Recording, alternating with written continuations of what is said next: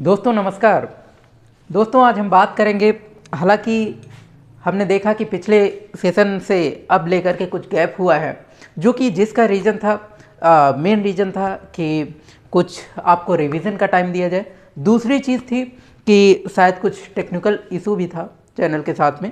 और हम जिस मुद्दे पर आज बात करेंगे, हमने देखा था यूरोप के क्रांति के बारे में, हमने रशियन क्रांति भी पढ़ी, हमने समाज के उन चित्रों पर, उन सिद्धांतों पर अध्ययन किया जो कि एक बहुत ही गहराई से अध्ययन करने की आवश्यकता थी, जो कि मेंस में काफ़ी ज़्यादा हेल्पफुल होंगे। लेक्चर लिखने में काफ़ी ज़्यादा कहानी के फॉर्म में आपको बताया जा रहा है। एनसीईआरटी को आप इस माध्यम से पढ़ रहे हैं कि एक कहानी एक दूसरी कहानी से संबंधित है। जब तक आप पिछली कहानी को सही से नहीं देख पा रहे हैं, तब तक आप दूसरी कहानी यानी कि वर्तमान कहानी को आप सही नहीं समझ पाएंगे।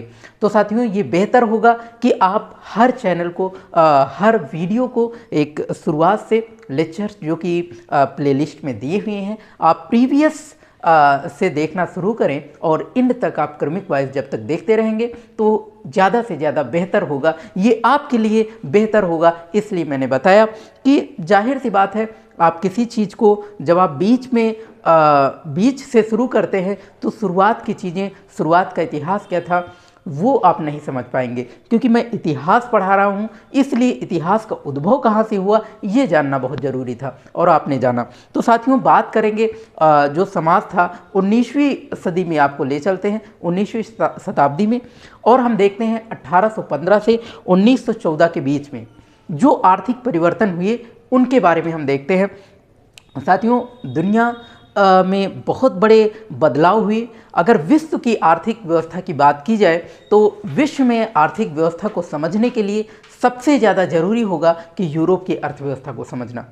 साथियों, हम देखते हैं यूरोप की अर्थव्यवस्था को समझने के लिए आप जिस आर्थिक विनिमय की बात करते हैं उसमें अधिकांश जो है अर्थशास्त्री तीन प्रवाह को बहुत अच्छे से बताते हैं कि वो तीन प्रवाह हैं, जिसमें पहला प्रवाह जो आपको बताता है कि व्यापार का होता है। पहला प्रवाह कौन सा होता है? व्यापार।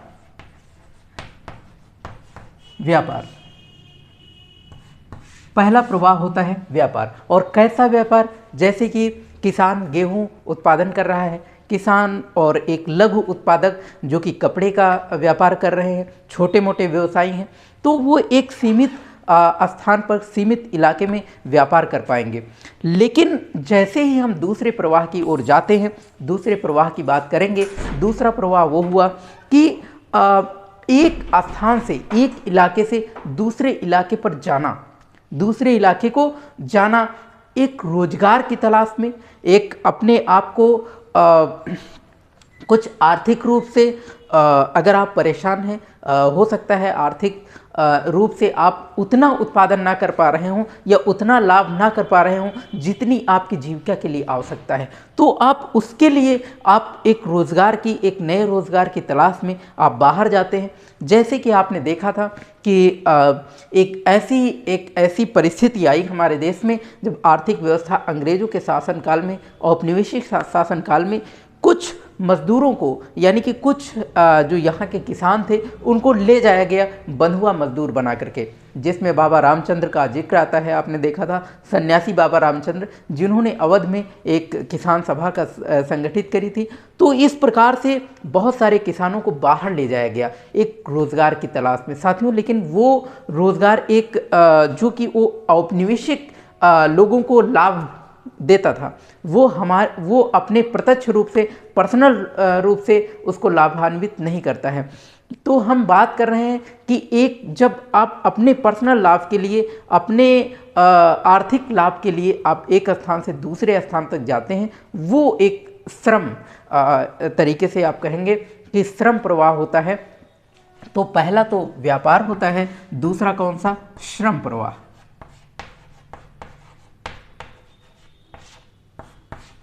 और तीसरे प्रवाह की बात करेंगे, वो होता है पूंजी का प्रवाह।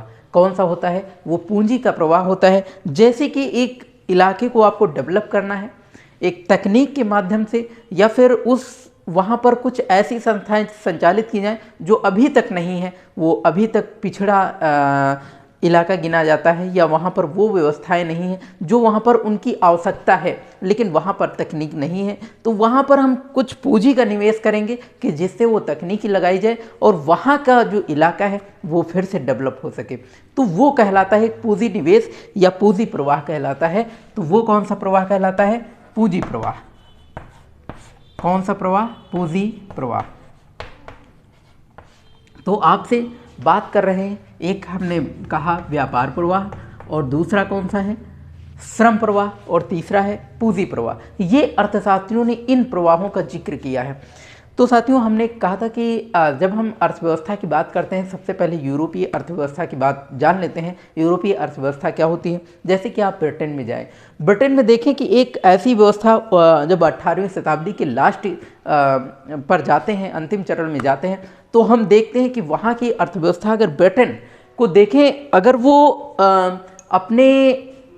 अपने आप को किसानों के रूप में अपने आप को डेवलप करना चाहा, अपना पेट भरने के लिए अगर वो अन्न उत्पादन करता है, अगर वो पेट भरने के लिए ही अन्न उत्पादन करता, तो शायद ब्रिटेन उतना डेवलप ना होता। साथियों, उसका रीज़न था कि आबादी वहाँ की अचानक बढ़ी। धीरे धीरे जब आबादी बढ़ती है, लोग वहाँ की जो कीमतें थीं, जैसे कि हमने देखा वहाँ के उत्पादन जो आयात हो रहा था, जो किसानों का उत्पादन हो रहा था, वो उनका सही मूल्य नहीं मिल पा रहा था, जिससे हमने देखा कि जो बाहर से अमेरिका से जो मक्का आता था वहाँ पर, तो मक्का जो आता था उसके आयात पर जो बड़े बड़े किसान थे, उन्होंने क्या काम करा, बड़े जो उद्योगपति थे, उन्होंने उस मक्के के आयात पर पाबंदी लगा दी।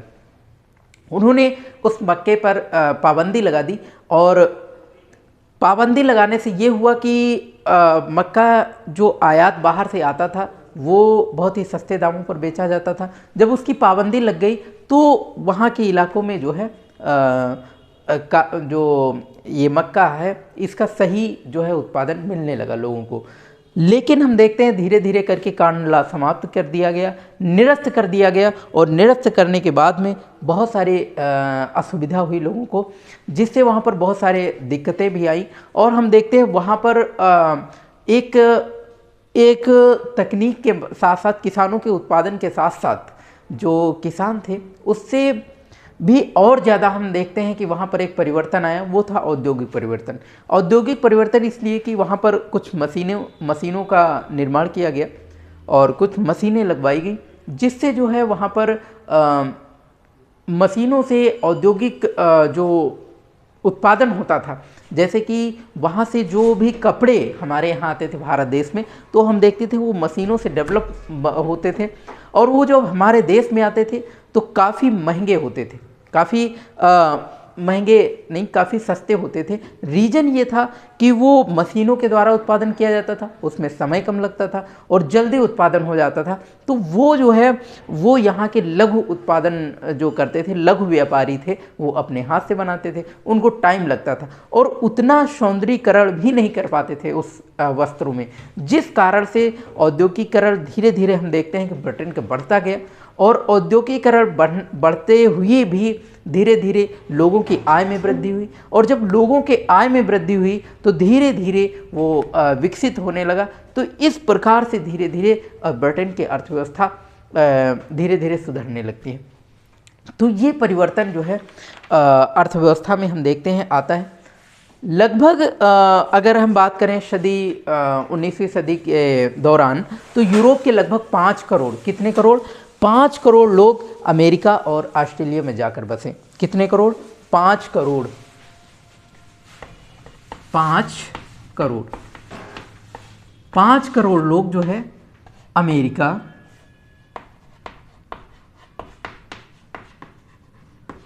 और कहाँ? ऑस्ट्रेलिया।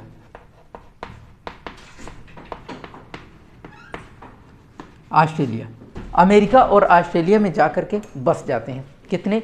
5 करोड़ लोग। साथियों, रीजन उसका क्या था? रीजन एक था कि वहाँ पर जो तकनीकियाँ थी, और दूसरी बात थी कि वहाँ पर कुछ निर्माण किए जा रहे थे।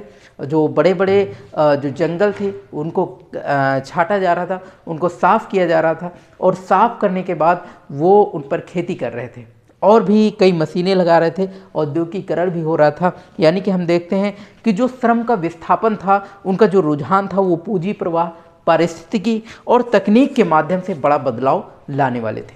साथियों, जब किसी भी दशा में, किसी भी परिस्थिति हो, किसी भी इलाके में, लेकिन अगर तकनीक के द्वारा जब डेवलप किया जाता है तो उसमें बहुत सारे परिवर्तन आते हैं। तकनीक के माध्यम से लोगों जो वहाँ पर लोगों को रोज़गार मिलता है। अगर कोई नई तकनीक आती है किसी भी इलाके में, तो आप यूँ कहिए कि लोगों को नया रोज़गार मिलता है, और नए रोज़गार के साथ साथ उनको एक आर्थिक वृद्धि भी होती है, उनकी आर्थिक आय में वृद्धि होती है, और वो भी एक नई सोच को डेवलप कर पाते हैं।